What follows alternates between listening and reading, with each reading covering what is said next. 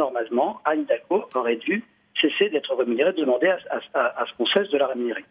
Elle a fait campagne électorale, elle a été élue, elle est devenue première adjointe, ce qui est de la mairie de Paris, la première ville de France, ce qui est évidemment un poste à plein temps et plus que plein temps. Pendant près de 2 ans, alors qu'elle est première adjointe de la ville de Paris, donc ça l'occupe à plein temps, elle continue de se faire rémunérer d'abord dans ce fameux cabinet ministériel chez Marie-Lise Lebranchu, où en réalité elle ne met pas les pieds. Nous avons recueilli un certain nombre de témoignages de gens qui nous ont expliqué qu'elle n'avait pas de bureau, qu'elle ne venait quasiment jamais, mais elle continue de se faire rémunérer dans ce cabinet ministériel. Et puis, en mars 2002, ce sont les élections présidentielles. Lionel Jospin est battu par Jacques Chirac et Marie-Lise Lebranchu perd évidemment son ministère. Et donc, Anne Hidalgo se retrouve sans affectation. Donc, elle n'est plus dans un cabinet ministériel. À ce moment-là, officiellement, elle revient à son administration d'origine, c'est-à-dire directrice du travail, si vous voulez, inspectrice du travail en chef. Donc, théoriquement, elle doit aller tous les jours au bureau pour faire son travail d'inspectrice du travail en chef. Évidemment qu'elle ne le fait pas, puisqu'elle est première adjointe, numéro 2 de la mairie de Paris, et même numéro 1 à un moment, puisque, on s'en souvient, Bertrand Delanoë a reçu un coup de couteau, a été victime d'un attentat, et pendant plusieurs semaines, Anne Hidalgo occupe le poste de maire de Paris. Alors, soit on nous explique qu'elle est maire de Paris le matin, et l'après-midi, et encore, elle était payée 2 fois à plein temps, et l'après-midi, elle va faire son travail d'inspectrice du travail, soit il y a quelque chose qui colle pas. J'ai envie de vous parler, de vous demander des preuves matérielles que vous avez, parce que Anne Hidalgo, on vient de l'apprendre, c'est une information LCI, elle porte plainte pour diffamation. Est-ce que votre dossier est solide? Il est plus que solide, je vais vous dire. D'abord, ça fait longtemps qu'on soupçonne cet état de fait sans jamais arriver à le démontrer. Bon, nous avons enquêté à Capitale et nous avons tout simplement trouvé les fiches de paye.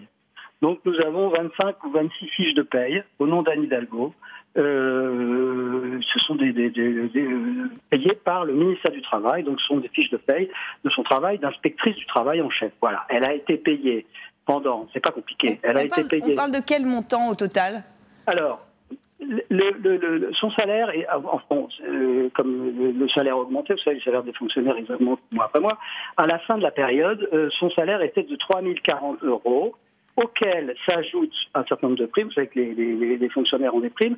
On a beaucoup de primes quand on est mis à disposition d'un cabinet ministériel. Donc, elle a reçu des primes en plus de ces 3 040 € et elle a aussi reçu des primes quand elle est retournée à son administration d'origine, donc théoriquement qu'elle est redevenue inspectrice du travail en chef. Donc on peut estimer que les primes à ce niveau de responsabilité oscillent entre 1 000 et 2 000 €. Donc si j'ajoute cette somme aux 3 000 € de salaire, ça fait à peu près 4 000 € par mois. Et si on fait la multiplication, comme elle a été payée pour rien, puisque encore une fois, elle ne mettait pas les pieds au ministère du Travail, elle ne mettait pas les pieds dans le cabinet ministériel, elle aurait bien été incapable, puisque de toute façon, elle était prise du matin au soir à la mairie de Paris. Si on fait les additions, sur 26 mois, ça fait à peu près 100 000 €. Alors, ce qui est intéressant, c'est qu'on a aussi découvert que le ministère du Travail, au bout d'un certain temps, au bout de 2 ans, il a quand même commencé à se poser des questions, à se dire, bon, peut-être que je vais trop loin. Il y avait un syndicat qui était le syndicat Sud qui soupçonnait l'affaire, qui lui mettait des coups de pied dans les reins. Et finalement, en 2003, le ministère du Travail a interrompu et a régularisé la situation d'Anne Hidalgo. C'est-à-dire qu'il l'a détachée à la mairie de Paris sans salaire, ce qu'elle aurait dû être depuis le début. Et surtout, ce qui est intéressant, c'est qu'il a exigé d'Anne Hidalgo le remboursement d'une partie des sommes. Oui, pourquoi voilà, d'une partie des sommes Alors, pourquoi d'une partie des sommes? Parce que le ministère, vous savez, quand on est dans un cabinet ministériel, c'est là, généralement, qu'on loge les emplois. Merci Philippe Eliakim. On lira alors cette enquête de votre magazine Capital, Anne Hidalgo, qui aurait été donc rémunérée pour un emploi fictif.